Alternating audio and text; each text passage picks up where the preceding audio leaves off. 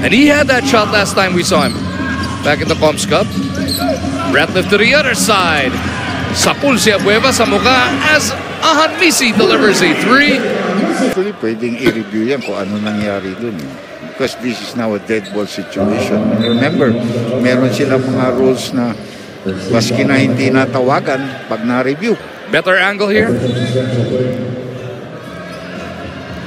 Look incidental.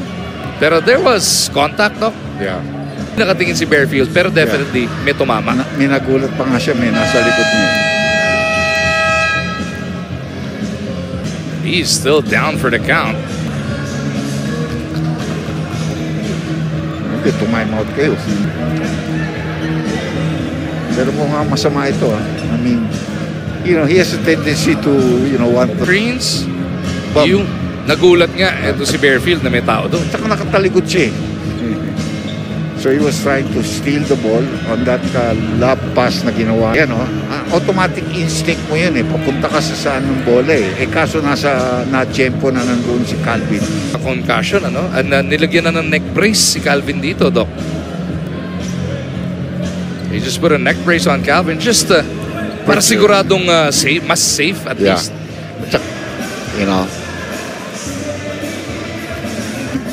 Nag-aantay ng pagkakataon. Makuha yung actual official word.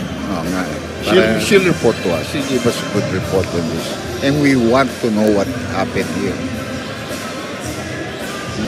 And now Barroca, being the veteran here, calling everybody to center court. Calling their entire team to say a little prayer for the beast at this point.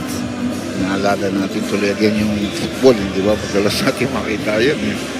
State na nag-go-grow ng 30s. Taga Minnesota rin yung napardon And the players are there talagang all trying to send good vibes to Calvin at this point of the I wonder evening. kung binuhat ng mga medic.